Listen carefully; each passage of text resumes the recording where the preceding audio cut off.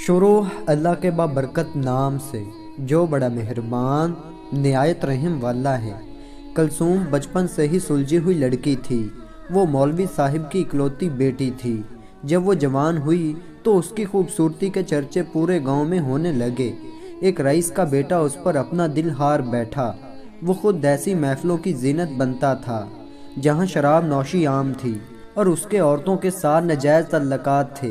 जब उससे उसके दोस्त ने पूछा कि तुम तो एक रंगीन मिजाज आदमी हो, फिर तुझे इमाम मस्जिद की बेटी ही क्यों पसंद आई है, उसने जवाब दिया कि ये सब चीज़ें तो मैं दिल बहलाने के लिए करता हूँ, मगर उनको मैं अपने घर की जीनत नहीं बना सकता।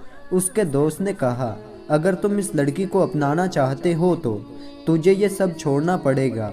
ये सुनकर रईस के बेटे को गुस्सा आ गया। उसने अपने दोस्त से कहा कि मेरे मामलात में बोलने की ज़रूरत नहीं, मैं वही करूँगा जो मेरा दिल करेगा।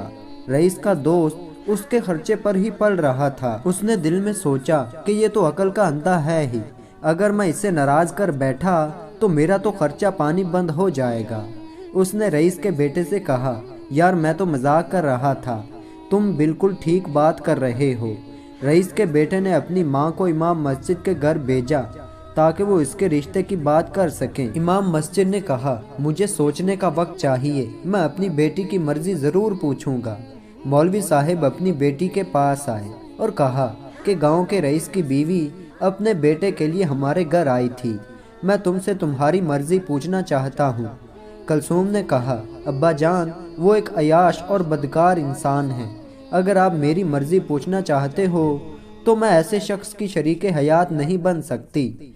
मौलवी साहिब ने कहा, बेटी तुमने मेरे दिल की बात कर डाली, मुझे भी वो आदमी पसंद नहीं है, मैं बस ये देखना चाह रहा था कि तुम कौन सा फैसला करती हो। कुछ दिन बाद रईस के बेटे ने अपनी माँ को दोबारा मौलवी साहिब के घर भेजा।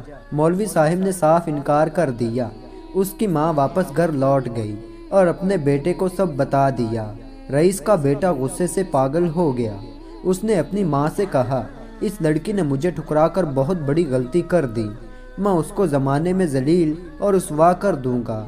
उसकी माँ ने उसे समझाया कि बेटा, अगर आज तुम एक सुलझे हुए इंसान होते तो वो लड़की तुझे किसी सूरत भी इनकार न करती। हमारे पास मालो दौलत भी है, एक अच्छा घर भी है, मगर एक औरत मालो दौलत और घर को बाद में देखती है, पहले यही चीज़ देखती है वो आदमी कैसा है, जो उसका हम सफ़र होगा। रईस के बेटे को अपनी माँ पर बहुत गुस्सा आया। वो सच्चाई सुनने का आदी नहीं था।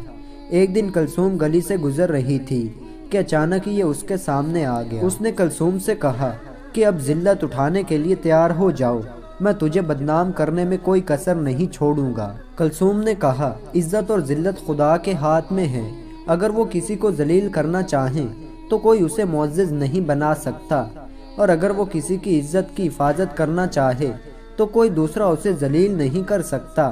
ये कहकर कलसूम चली गई, मगर रईस का बेटा अब कलसूम को बदनाम करने के मंसूबे सोचने लगा। वो कलसूम को जलील करने के लिए अजीबो गरीब मंसूबे बना रहा था। कभी वो खुद से खत लिखकर ये मशहूर कर देता कि ये कलसूम ने मुझे खत भेजे हैं, कभी वो कलसूम पर झूठे इल्ज़ाम लगाता ताकि वो मुझे रात को अकेले में मिलने आती है। उसने जो मुमकिन था उसने किया, मगर गांव के सब लोग जानते थे कि ये सिर्फ इल्ज़ामात हैं, उनका हकीकत से कोई ताल्लुक नहीं है। एक दिन मौलवी साहिब अपने चचाजाद भाई के बेटे की शादी में शिरकत करने के लिए दूसरे गांव गए। कलसूम और उसकी माँ भी मौलवी साहिब के साथ ही थी। एक हफ्ते बाद मौलवी साहिब का ख़ानदान वापस आया तो कलसूम को पेट में हल्का सा दर्द महसूस हुआ। मौलवी साहिब गाँव के एक हकीम के पास गए तो उसने कुछ अद्वियात दे दी और मौलवी साहिब को तसल्ली दी कि आपकी बेटी जल्द ठीक हो जाएंगी। 5 महीने बाद कलसूम को दोबारा दर्द हुआ। उस वक्त बहुत शदीद दर्द था, जिसकी वजह से कलसूम बेहोश हो गई। कलसूम का पेट फूल चुका था। मौलवी साहिब कलसूम को दोबारा हकीम के पास ले गए तो हकीम ने दावा कर दिया कि कलसूम हामला हो चुकी है, क्योंकि पेट के अंदर बच्चा हरकत करता दिखाई देता है। ये वो दौर था जिसमें अल्ट्रासाउंड और एक्सरे की सहूलियात मौजूद नहीं थी। मौलवी साहिब शर्म से पानी पानी हो गए और कलसूम को साथ लेकर घर रवाना हुए। रईस का बेटा हकीम के पास आया और उससे दरियाफ्त किया کہ مولوی صاحب کی بیٹی کو کیا تکلیف ہے۔ حکیم نے رئیس کے بیٹے کو سب بتا دیا۔ رئیس کے بیٹے کی خوشی کی انتہا نہ رہی۔ وہ تو اسی موقع کی تلاش میں تھا کہ کسی طرح کلثوم کو بدنام کیا جا سکے۔ اس کے دماغ میں ایک شیطانی ترکیب آئی، مگر مولوی صاحب کا جھکا ہوا چہرہ دیکھ کر سب سمجھ گئے۔ انہوں نے نہ صرف مولوی صاحب کو مسجد کی امامت سے ہٹا دیا، بلکہ یہ مطالبہ بھی کیا کہ 2 دن کے اندر وہ گاؤں چھوڑ کر چلے جائیں، کیونکہ ہمارے گاؤں میں ایسے بے حیات لوگوں کے لیے کوئی جگہ نہیں ہے۔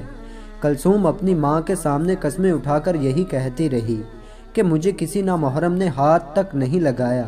مولوی صاحب تلوار لے کر آئے اور کلثوم کا سر قلم کرنا چاہا، مگر اس کی ماں سامنے آ گئی۔ اس نے کہا، میں یہ ثابت کروں گی کہ میری بیٹی بے قصور ہے۔ کلثوم کی ماں نے ایک حکیم کا نام سنا تھا جو دنائی میں بہت شہرت رکھتا تھا۔ وہ دونوں کلثوم کو اس کے پاس لے گئے۔ حکیم نے دیکھا کہ کلثوم کا پیٹ پھولا ہوا تھا اور پیٹ کے اندر حرکت بھی تھی۔ اس نے کمرے میں کتا ذبح کیا اور دوسرے کمرے میں بکرا ذبح کر دیا۔ اس نے بکرے کی گوشت سے مولوی صاحب، اس کی بیوی اور کلثوم کی دعوت کی۔ دعوت کے بعد حکیم نے کلثوم سے پوچھا کہ کبھی تم نے بغیر برتن کے کہیں سے پانی پیا تھا؟